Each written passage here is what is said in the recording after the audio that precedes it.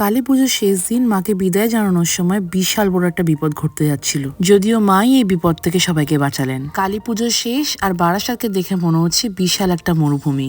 পুজো শেষ হতে না হতেই লাইটস গুলো সব খোলা হয়ে গেছে। এই সময়টা বারাসাতকে দেখতে বড্ড ফ্যাকাশে লাগে।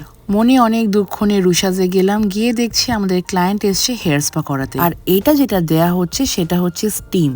আমরা দিতে চাইনি, বাট ক্লায়েন্টের ডিমান্ড যে হেয়ার স্পা করালে স্টিম তো দিতেই হবে। একটা জিনিস ক্লিয়ার করে দিই যে যদি তোমাদের চুল প্রচন্ড ফ্রিজি হয় সেক্ষেত্রে কিন্তু হেয়ার স্পা এর পরে কিন্তু স্টিম দেয়া একদমই যায় না, বাট আমরা ক্লায়েন্টের মন রাখার জন্য এইভাবে স্টিমটা দিই যাতে ফার্দার চুলের কোনো ক্ষতি না হয়। সন্ধেবেলা ফেরার সময় একটু আমাদের প্যান্ডেল রেজিমেন্টে গেছিলাম।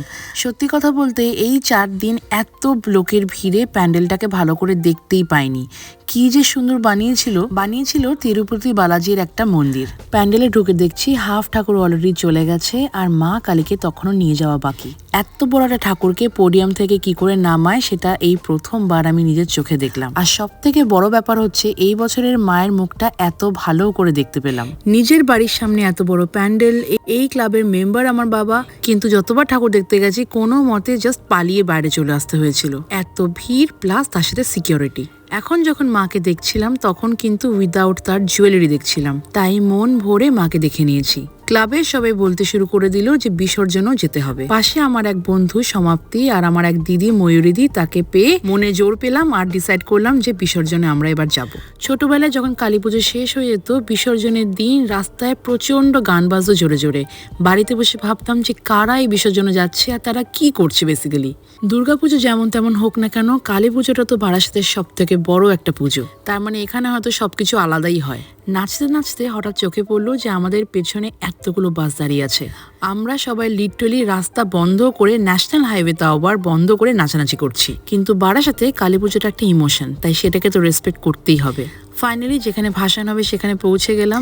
দেখলাম প্যান্ডেল ছেড়ে কুরুক্ষেত্র যুদ্ধ এখানে শুরু হয়েছে। স্বয়ং শ্রীকৃষ্ণ সুদর্শন চক্র নিয়ে দাঁড়িয়ে আছে আর অর্জুন ওনাকে আটকানোর চেষ্টা করছে।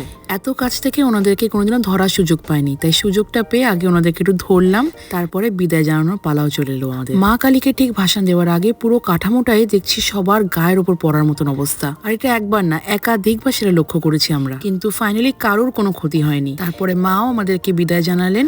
আবার 1 বছরের অপেক্ষা। এই 4 দিন বারাসাতবাসীরা যে কিভাবে মেতে থাকে, যতই কষ্ট হোক না কেন কেউ কোনো জিনিস নিয়ে কমপ্লেন করি না।